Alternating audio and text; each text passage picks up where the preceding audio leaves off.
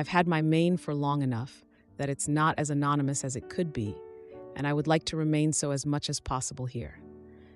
So for context, I, female 23, have known this guy, male 24, I guess I'll call him Roger, for 6 years now. He and I were put into a musical ensemble together our first year of college, and we stayed in it for 4 years.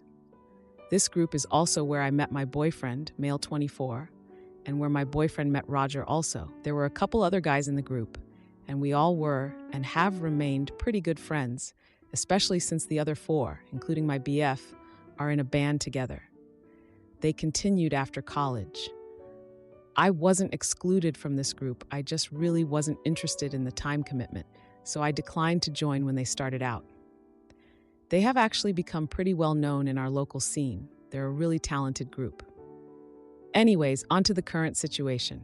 Roger has been with his fiancée, female 22, since before I met him. And when she came to the same school we were in, all the rest of us in the group became pretty friendly with her. I wouldn't really consider her a friend. We have no beef as far as I'm aware. We just aren't really close, and we only really talk at shows. I do like her though, and we always make a point of saying hi to each other when we see each other and have a friendly chat. So my BF and I have known these guys literally the same amount of time. We spent all of college with Roger, seeing each other at least twice a week for this group, although it was usually much more. And we still hang out with them sometimes outside of the band scene. So Roger's getting married to his fiancée this summer. I, of course, wish them both congratulations when I heard the news of their engagement. A couple months ago, we got the save the date in the mail. It was addressed to only my boyfriend, which I thought was a bit odd, but it was only the save the date, so I didn't really think much of it. Put it on the fridge. Well, last week, the wedding invite came. It was again addressed to just my boyfriend. We opened it and there was no indication of even a +1 or anything, which I really don't think I should be a +1 for my boyfriend. I feel I should be invited on my own merit. My boyfriend said they maybe just addressed it to him because we live together, but that's exactly my point. We live together, so if it's for both of us, it should be addressed to both of us. Otherwise, I assume mail address to him is his. I'm honestly incredibly hurt by this.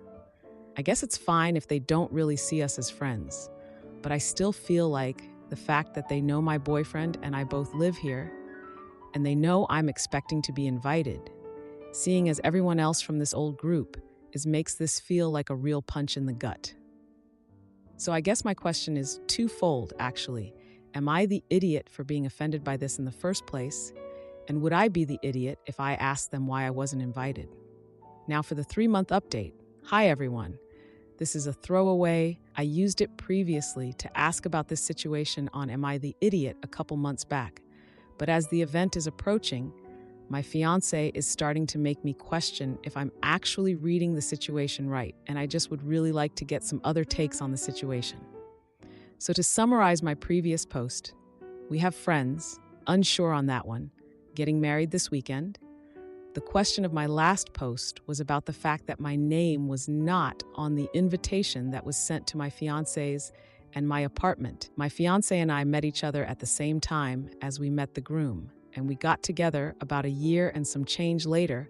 We worked pretty closely in a musical group throughout school. And then my fiancé and the other members of that group decided to continue and form their own band. I was not excluded from this, just was not particularly interested in the time commitment, and I don't regret that decision because they are busy motherfuckers. But being that my fiancé and I are still together, I still see the groom and his bride-to-be quite often. We've never had any beef as far as I know, and we always have friendly conversation and say hello to each other, like each other's stuff on Instagram and whatnot. Given the background of our relationship, and the fact that my fiancé and I have lived together for 3 years, and they sent the invitation to the apartment that we share, the fact that my name was not on the invitation says to me that I am not invited. My fiancé kept trying to say oh, maybe they didn't know they were supposed to put your name on it too, or insisting it was a mistake because maybe someone else wrote the invites. to which I told him they would have written the invites based on the names they were given.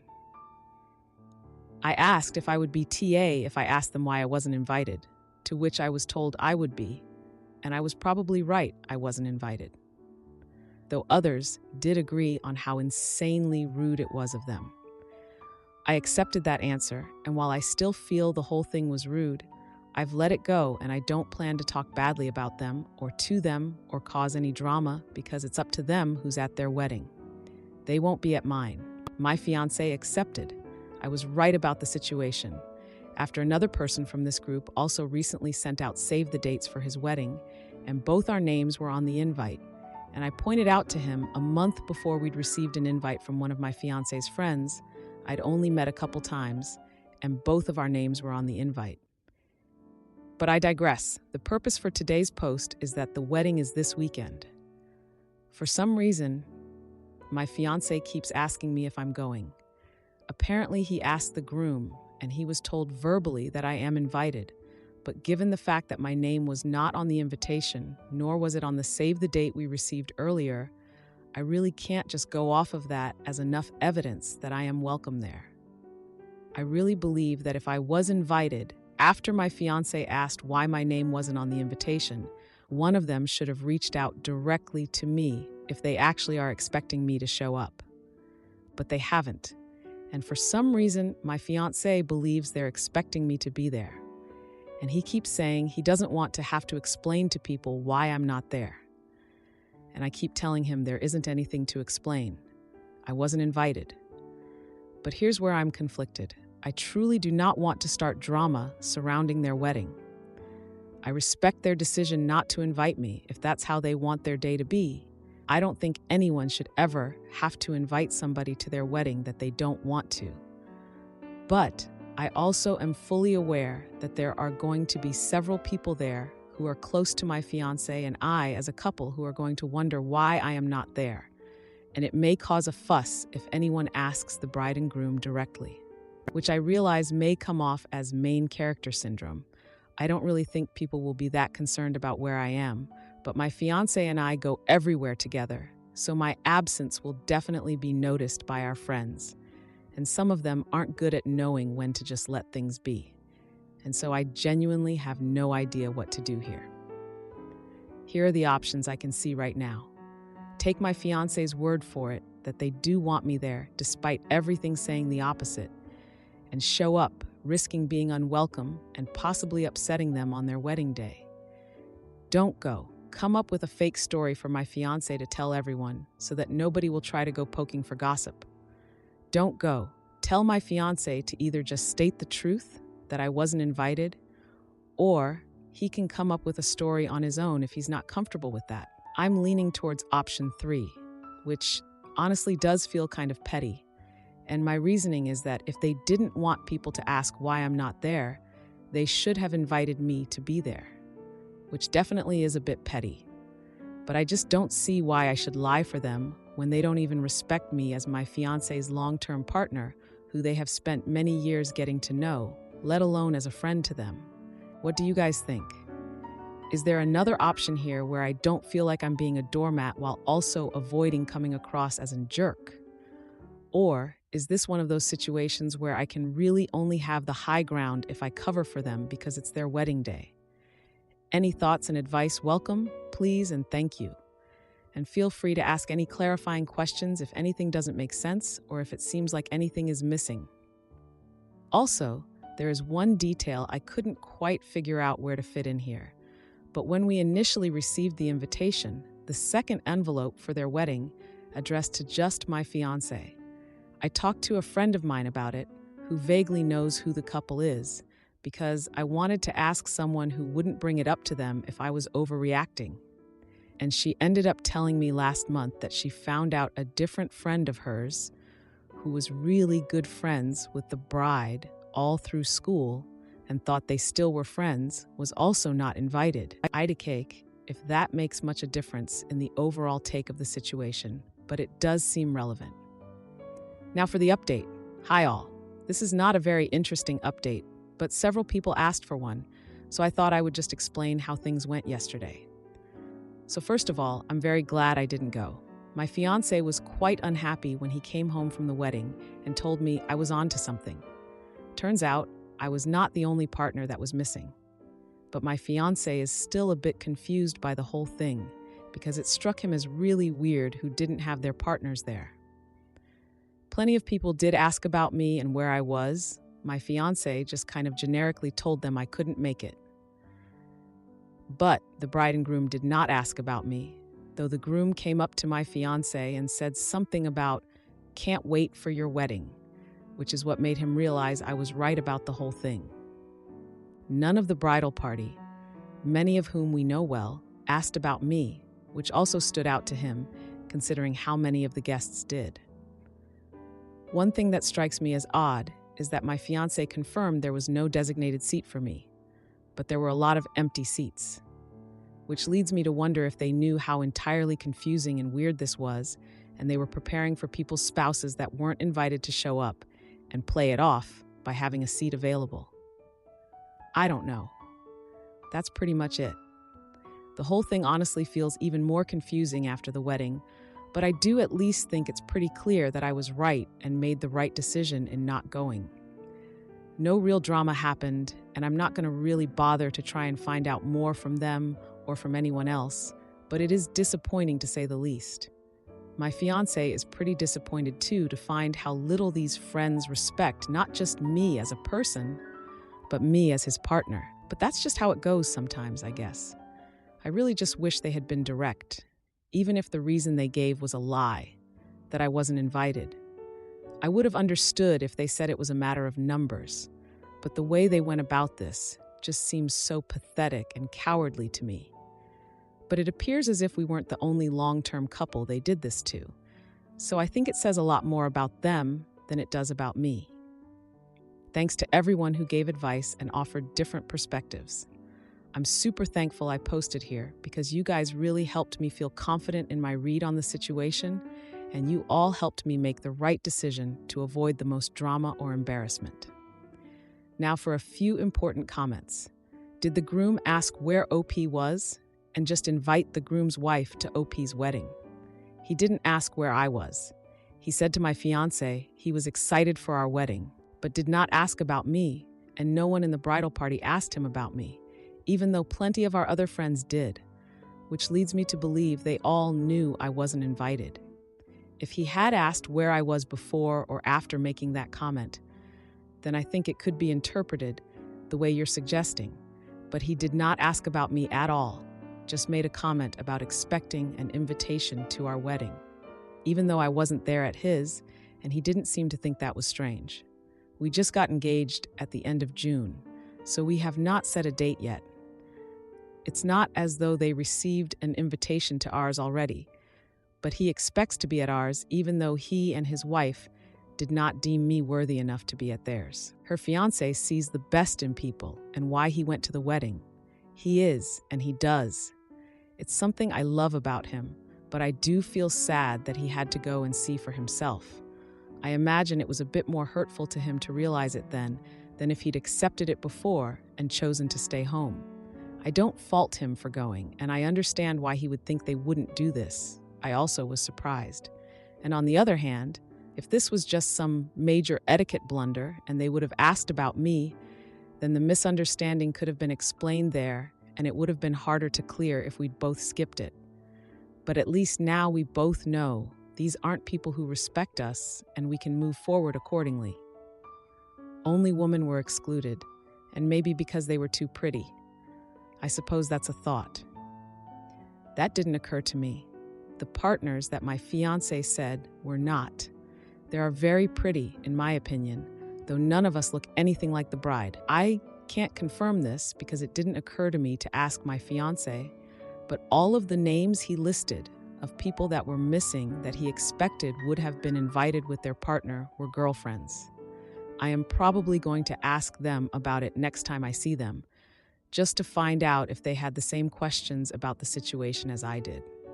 Like I said, I really don't care anymore, because I accepted the situation months ago when we got the invite, so I'm not going to confront the couple, but I would at least like to find out how it appeared to the other not invited partners. Am I the idiot for waiting until my friend lost weight to ask her out? I met one of my closest friends about 2 years ago at the library, and I am completely in love with her. The only issue is I'm afraid she's going to think I'm shallow when I finally ask her out because she used to be chubby. How do I tell her how I feel without offending her? Throwaway, as she is an active Redditor, and I really don't want her to find this, but I could use some outside advice. For context, when we met, I was in a toxic relationship with my now ex. She was focusing on school, working, and getting in shape, so I never really saw her romantically due to these factors. But I've always thought she was a beautiful person and a joy to be around. I'll call her Kelsey. I've told her things I wouldn't dream of telling my ex, talked for hours about anything, played board games, watched movies, went to restaurants, invited her to my book club, and just included her in almost every aspect of my life, as she did the same with me. But we were rarely alone together. Nothing intimate besides hugs and jokes with friends, so never really thought of her like that. I finally had enough of the years-long verbal abuse, threatening to harm herself, and mind games with my ex when I started to realize I was spending more time with Kelsey and would sometimes forget about my own girlfriend, as Kelsey made me happy and ex filled me with dread. It was roughly 7 months ago when I broke up with her. Kelsey 2 years ago was a bit chubby, and she was working really hard to get it off, so I was super supportive of her and gave her fitness nutrition tips. She has gone from 195 to 130, but her heaviest was apparently 260. And you cannot even tell she was once that size. I'm so proud of her, and ever since the breakup, she's all I can think about, and we've been spending some time alone now. Her lips, the way she laughs, her smile, her eyes, and yes, her body is incredible. The fact she put in the work to lose the weight and is disciplined to keep it off while working and going to school makes her even sexier to me. She's always been there without me even asking. She would just know I needed her support in some way, and I would always find a way to let her know I truly appreciated her. I had a feeling she felt the same about me, but I let a bunch of insecurities, I'm freakishly tall, been called boring, told I talk too much, hate my chin, etc., stop me from telling her how I felt. A few weeks ago, we were all at a taco joint with friends, stuffing our faces and having a great time, until a guy approached her and offered to buy her a drink. My heart sank, and I immediately wanted to tell him off. She's not interested, but was able to fight it off, as I knew it was irrational, and I had no right. She sweetly agreed with some encouragement from the girls at the table and followed him to the bar, and they started chatting. I had never been so angry, sad, and guilty at the same time about a woman. The time I've known her, she's been single, except for a few dates that ended up wanting to just be casual, which really hurt her as she doesn't hook up and hasn't been intimate with anyone for a few years since she was focusing on herself. Guys and girls hit on her all the time, and it's always made me irrationally upset, even before I realized I loved her, because they didn't know her. So I should have been happy that she was talking to this guy and seemingly enjoying herself. She was giggling, smiling, sharing nachos with him. I was unbelievably bummed, so I started to head out as I didn't want to watch her flirt with this guy and cause a scene. When I got home, I saw she sent me a good night text saying, "Hope I feel better." Friends told her I wasn't feeling too hot. She was worried as I'd kind of been off, and let her know if I needed someone to talk to. I fell in love again. I decided I was going to tell her how I felt, as it wasn't fair to her, and it was unhealthy keeping it in since I can barely form sentences around her now. I asked one of the girls if she had an idea that Kelsey might have a crush on me after explaining why I want to know. She confessed that she did indeed, yes, but apparently Kelsey told her that she didn't think I'd ever date her because she used to be fat. She's not in my league, and I probably only saw her as another sister. I was devastated. I gave her that impression and almost didn't believe, but it all makes sense as to why she would think that. I've never made any kind on move on her, and I myself am a pretty fit guy. Plus, my ex was super skinny. I'm so afraid to make a move now that she's lost so much weight that she's going to think I only like her now because she's not fat anymore, and my feelings are surface level. She means so much to me, and I don't want to frick this up. Most of my friends are saying she's going to understand and not take it personally because she knows me. Some said she's going to think I just want to bang her now that she's hot. My sisters think I should tread lightly as she could feel like a rebound. How to approach this without coming off as shallow and potentially losing her or her respect. Thank you. Sorry this was crazy long, guys. I'm stressed. Now, for a few important comments. Commenter: I honestly think the best way to go about it is to legit just tell her that it's not because she lost weight. I used to be fat myself, and if someone who knew me before would be hitting on me now, I'd immediately be thinking that their attraction is only shallow level, and it would be off-putting to me. And obviously, if I'd ask them, they'd deny it. So you bringing it up on your own sounds perfect. Another commenter: I'm sensitive to it too. But what sounds like the real truth, that you didn't really consider her until you were fully detangled from the person before, is something I'd also be very receptive to. You can tell her that you find the self-improvement attractive without making it about the weight. Luckily, she sounds like a good enough friend that you can be straightforward. Short version is tell her exactly what you told us, why you find her attractive, without getting into the physical stuff you like. There'll be time for that later. OP replied, "Thanks so much. You're right, I was so miserable with my ex, and it took a huge toll on my mental state that nothing else was really on my mind except making it through the day. X has BPD." Another commenter: Say you always liked her, but you were shy. I have a question. You said she was chubby, and I'm guessing you weren't attracted to her. If you want to date her and she gets comfortable around you, she might gain weight. A lot of women gain weight in relationships because they are comfortable around the guy. Guys gain weight for the same reason. So my question is, if you start dating and she happens to get chubby again, are you going to just break up with her or post and ask us if you should break up? If so, it sounds like you are more in love with her looks and not her as a person. Also, you probably shouldn't date her if you are just going to break up if she gets chubby again. She doesn't deserve to be treated like that. Thank you for your input. I noticed I did a poor job showing this in my initial post, but I've always found her attractive. She was focusing on herself and not really wanting to date, so I assumed that meant me as well. And I was constantly trying to leave my ex without her harming herself. Her weight has never mattered to me. I was just happy to support her the way she supported me. Plus, she has some health concerns that has forced her to be more disciplined with maintaining her weight. So even if she was to gain it back, I'd still love her and would never hurt her like that. But I'd still be encouraging her to keep it up for health's sake, if that makes sense. Dude, her friend told you she's interested. Shoot your shot. You're overthinking this. Just do it. Now for the 1-week update. Guys, holy hell, I didn't expect this to blow up to the way it did whatsoever, and I'm currently even more mortified, but it's so worth it. I'll also be answering some comments to clear up some things. After coming back to these comments and messages over and over, I realized I was severely overthinking everything, making things way harder than needed, and came to the conclusion that I didn't need to bring up such a sensitive topic in the first place just to tell her how I feel, especially since she didn't confess that to me directly. I just needed to tell her, and quick, rest would follow.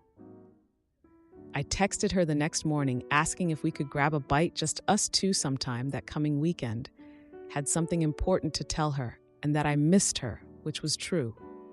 I stupidly ended up worrying her with the way I worded this. She thought I was moving. However, she was excited and told me she missed me too. She was free that night if I was down and the day after next. I very much started to panic, as it was sooner than anticipated, but that night really was the best time. I was still too embarrassed to show her the previous post in its entirety, but I was willing to do so if she doubted my intentions.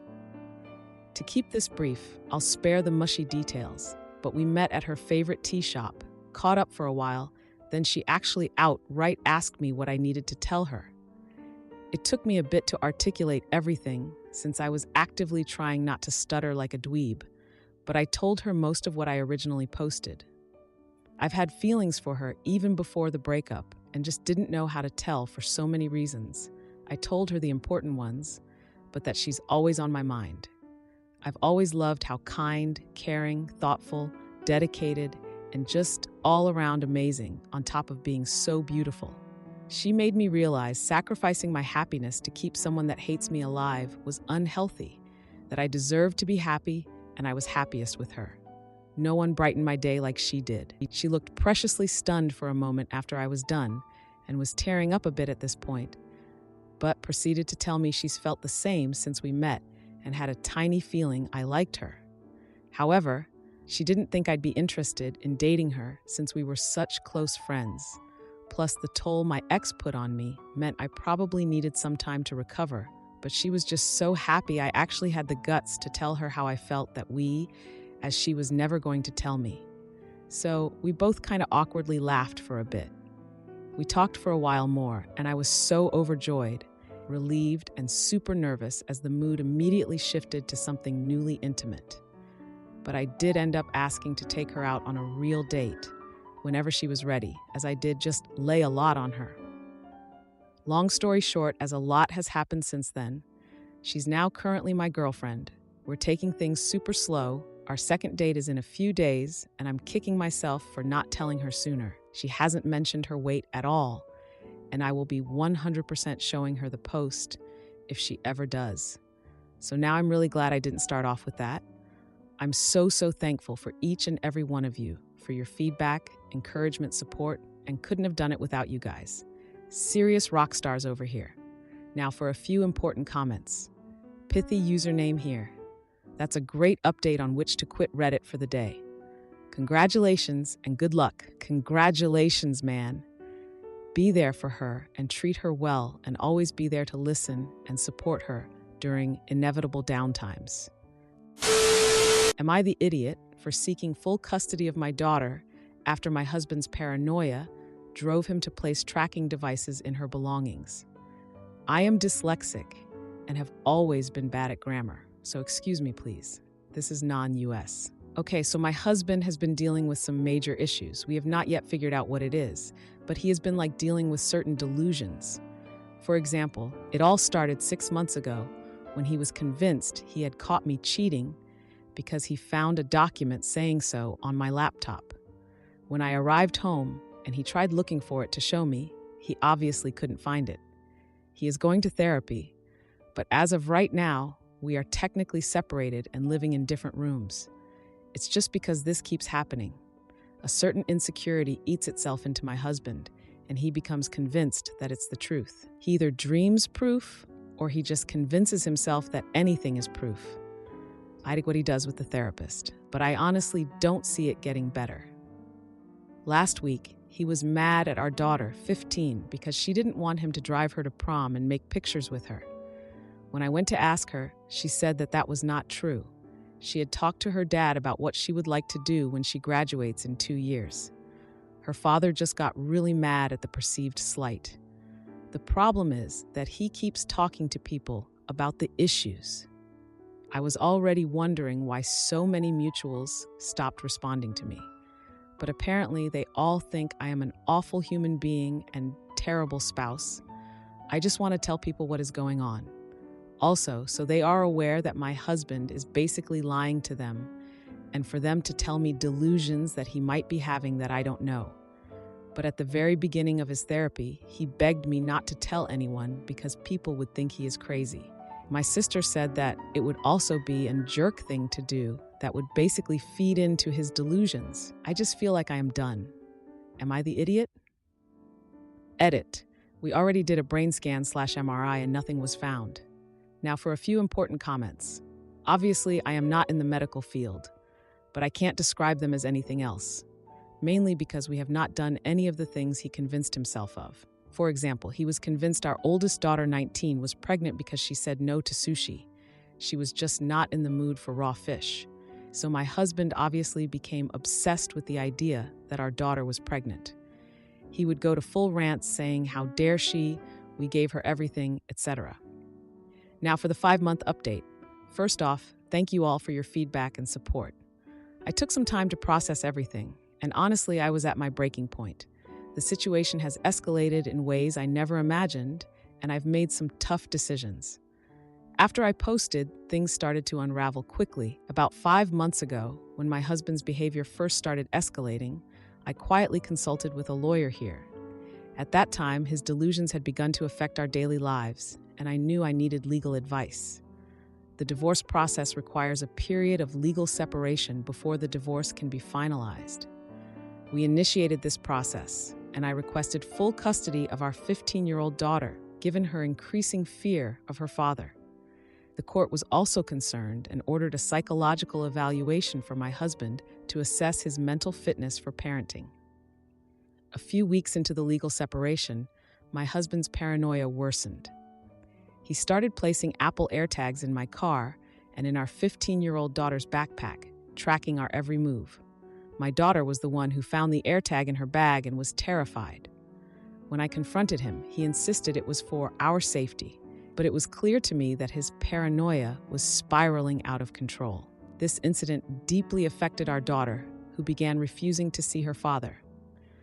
Around this time, my mother-in-law reached out to me. She was concerned because my husband had accused her of cheating on his father, something that was completely out of character for him. Father-in-law didn't believe it for a second, but was deeply worried about his state of mind. Her reaching out was a small but much-needed relief. She acknowledged that his behavior was erratic and offered her support, knowing that something was seriously wrong. My older daughter, 19, had also become involved in the situation. She had been quietly documenting her father's behavior for months. She recorded 3 different occasions where my husband went on delusive rants. The first was about how I'm supposedly cheating on him with one of my coworkers, a man I barely interact with. The second was about how our 15-year-old daughter was secretly dating someone older and lying to him about it. The third was about how the entire family was conspiring against him to make him look crazy. Watching these videos was heartbreaking, but they validated everything I'd been dealing with privately. Things escalated further when my husband almost attacked one of my colleagues. He had convinced himself that this man was the affair partner I was supposedly seeing behind his back. It took all my strength to physically separate them before the situation turned violent. As the legal process continued, my lawyer informed me that due to the severity of the situation and the psychological evaluation ordered by the court, my request for full custody was strongly considered. In Spain, courts typically prioritize the well-being of the child, and given my husband's mental state and the danger he posed, it seemed likely that I would be granted full custody of our 15-year-old daughter. She had made it clear that she didn't want to see her father, and the court was taking her wishes into account. In the midst of this, my 19-year-old daughter decided to take matters into her own hands. She posted the 3 videos she had recorded of her father's breakdowns on Instagram, along with a compilation of texts, photos, and other evidence she had collected over the past few months. Her intention was to show the world what we had been enduring, but it quickly turned into a public spectacle. The backlash was intense. Some people were horrified and reached out with sympathy and support, while others criticized us for airing dirty laundry and accused my daughter of betraying her father. As the divorce process continued, my husband's mental health became a significant factor. The psychological evaluation ordered by the court revealed the depth of his delusions, particularly around cheating and female sexuality. It became clear that he was not fit to make decisions regarding our daughter's well-being. The evaluation supported my claim for full custody, and the court is now in the process of finalizing that decision. In the meantime, all communication between my husband and me is being handled through our lawyers, and I'm ensuring that any interaction between him and our 15-year-old daughter is supervised. Given the severity of the situation and the damage done to our lives, I'm making plans to move away with my daughter once the legal proceedings are finalized. My reputation in our current community is shattered, thanks to his delusions and the lies he has spread. Starting fresh somewhere new seems like the only way for us to heal and rebuild our lives. I never wanted it to come to this, I still care deeply for my husband, but I can't keep sacrificing our well-being for the sake of his image. The revelation that he's been lying to his therapist, or rather, his unqualified life coach, was a breaking point for me. I realized I couldn't trust him to get better on his own. Thankfully, some friends have started to see through his stories and are reaching out to support us, which gives me hope. But I know it's going to be a long, difficult road ahead. For anyone else in a similar situation, please know that you're not alone. This has been the hardest decision I've ever made, but sometimes you have to do what's best for your own mental health and safety, no matter how much it hurts. Thank you again for all the advice. I'm hopeful that this is the first step towards a better future, even if it's a painful one.